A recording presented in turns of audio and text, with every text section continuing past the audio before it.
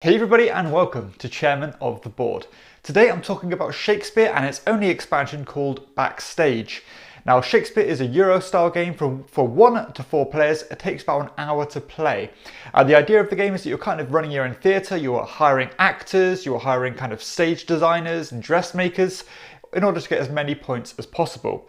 So the kind of main kind of mechanism of the game is kind of action selection, or kind of you're spending these kind of action points to activate these number of different cards. And these cards, as I said, they are actors, which either let you kind of move up these 3 different tracks. And those 3 different tracks have kind of different ways to score. One of them is basically purely earns you money. One of them is almost like a race, where if you want to be furthest ahead of that track, you get more points than if you're behind. Or the third one is simply like trying to get as high up as possible by the end of the game in order to get as many points as possible. The other things you're trying to do is with your kind of stage designers, you're trying to basically pick up these different bits of stage and basically form this huge tableau in a symmetrical way, building up as you go, unlocking more points as you go, and kind of getting abilities as you go by. The third thing is you're trying to kind of dress your actors in as best costumes as possible, because as soon as you fully dress your actors, the better the costume they get, the more points you get. But also, if they're dressed at all, it doesn't even matter if they're dressed in the in the worst clothes possible. If it comes to the first dress rehearsal or the second dress rehearsal, then you'll get a little bonus that way as well. So there is kind of different strategies you can go down. All these seem very well balanced. It has this very cool idea where basically you've got these, as I said, your 5 actions. And you are basically bidding with these 5 actions, and the least actions you bid with determines not only the initiative order, but you'll also get an additional point if you bid the least actions. And then you've got to place those on all your different kind of crew members, and take their powers in the order you see fit. But the thing is as well, these actors or all these different crew members will all kind of be exhausted for your next round except for one. So you've got to really be careful about how you're going to use them and how you're going to plan them. You're going to constantly be getting in new members as well, like such as new actors that will maybe move you up on certain different tracks, or the white. Some of them are kind of wild. It's let you move up any track you want. They're particularly good. And it's just, there's a lot to think about. The cool thing about it as well is that some of these different actions, there's like an ambient track, which is kind of a little track that kind of reset every round. Everybody has their own, and you want to get up as high as possible to get the best reward. But as I said, it will reset every round. But the way this works is that basically there's a communal pool of these stage pieces, and any of those stage pieces that's worth a value of 3 will count as -1 ambience at the end of the round.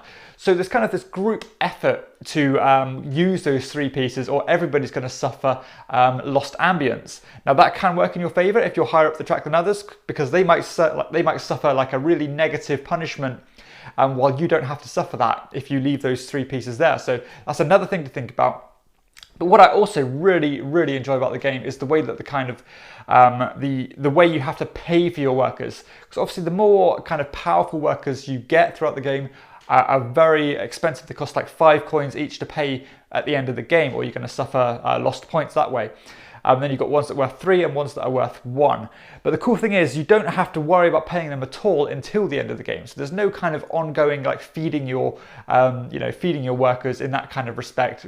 You don't have to pay them. So you can really kind of neglect paying them until you really have to focus on it at the end of the game. There's worker placement spots that kind of let you, or I say worker placement, more kind of action spots that let you take kind of new strategy cards, which kind of can help guide you to take a certain path to get more points. This really is a lot to think about, and as I said, choosing which ones to exhaust and which ones not to exhaust is really captivating. I'm really impressed about how just the game ticks along really nicely. The way that the Backstage kind of expansion works is that those, as I said, when you're bidding with these actions, the ones that you don't spend are normally just completely discarded. They're not used at all. Whereas in the Backstage pass, Basically the ones that you don't spend are used on another row of cards, which aren't so powerful. I say that some of them are quite powerful, but it's just like another kind of way you feel like you're not wasting your actions. You kind of really have to weigh up, what do I want to spend the actions I'm taking to the ones I'm not spending on. How important is it for me to go first, and so on. It's a really, really interesting game.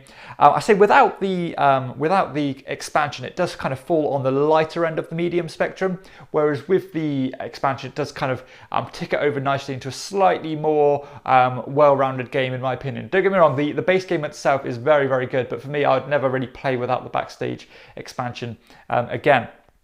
Really, really like just the idea of the game. I love the theming of it. The artwork of the game is absolutely amazing. It really is my kind of style of art that I really enjoy the most. It's kind of that high-end, kind of comic-y, cartoony style art that's kind of, it's used in games like Masquerade and in games like High Society and stuff like that. That's really is my favourite style of art, and it fits this really well done. Decision-wise, as I said, just loads to think about here. Which tracks you want to focus on, your ambient track, your stage design, which costumes you want to go for, how much you're going to pay for these workers. Do you want the really good dress design that lets you kind of take up all the different bits of costume that you can put on your actors, because those powerful or the pool of stage pieces and the pool of costumes really does run thin, and if you have a particularly powerful dress designer, you can really snap them up before other players even get a chance or even a look at those pieces, which is really, really important, and I really do enjoy that. As I said, the different routes to victory are very well balanced as well. I've proven that myself when playing this. Every different route seems equally viable. I love just the way the mechanisms work. It's very smooth, ticks along really nicely, and nothing really to convolute it or make it fiddly at all. Just very well implemented. Also, what I really like about the game is just the time frame of it. This game takes about an hour, which is really, really impressive. If you're playing with two, it will take even shorter than that, which I think for the feel of the game, the weight of the game, and just the crunchiness of the game, it just fits such a nice spot. I mean, there's just loads going on, and it feels like it could take a lot longer than what it does, but it's really, really good game to fit in an hour's time. I'm really, really impressed by that. Loads of different cards to explore. What I should say as well is that the Backstage expansion just does add more of the same as well, so you get more actors and more kind of stage designers and stuff like that, so you got those to shuffle into the game. And yeah, you're not always going to have the same same cast out and the same Backstage workers out, because the deck's quite thick, and I think even some of them get taken out as well. So lots of variability there. As I said, lots of different things to explore as well. The interaction between the players is very, very interesting, because as I said, that bidding for the turn order is so important at sometimes. And I really do enjoy that. The pressure of getting the costumes and the stages that you need before other players is equally as tense.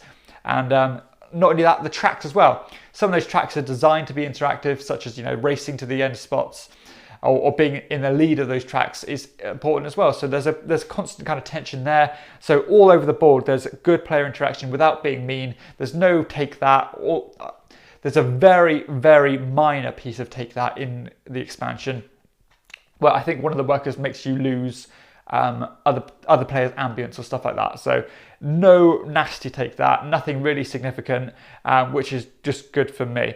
As I said, visually, absolutely beautiful. I love the look of the game. I love the look of all the characters. So no complaints there at all. Components themselves, absolutely fine.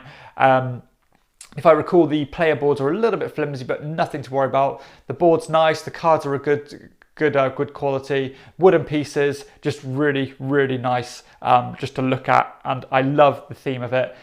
Just the idea is different, isn't it? It's a different idea, and it works. It doesn't feel like you're running your own theatre thing, but just watching the whole stage develop and the different looks of the actors really do kind of immerse you a bit more. I really like the theme. I think it's a theme that could be explored more, and it's different, as I said, which is always a good thing. Setup and teardown time as well, no problem at all.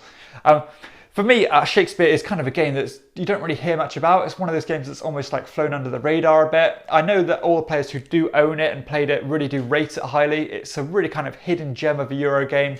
As I said, it's on that kind of quicker, lighter side, but still having tons of interesting decisions, loads going on, and it's absolutely a joy to play. I really do enjoy this one. Really impressed by it. I did take kind of a bit of a punt on it to play, and I was absolutely blown away. I really do enjoy this game, one that I really couldn't recommend enough. I love the fact that it's not just a pure worker placement game. There's no real competition over certain spots, because you've got your own tableau and your own bunch of crewmates that you want to use without having to worry about anyone else getting there first. But there's still that tension to get or to use your certain, your certain cards first, so that you do get those things in the priority you need. Really, really great game. One to definitely check out if you like your Euros, especially if you like your mid-weight Euros. This one's different theme, different feel to it. Plays nice and quickly. Yeah, nothing but good things to say about this one. I'll give this one an amazing verdict. Yeah, amazing game. Definitely check this one out. That's Shakespeare. A fantastic Euro game. So if you have enjoyed this review, please hit like and subscribe to my channel, and check out my other videos too. For everyone else, I'll see you next time on Chairman of the Board. Bye.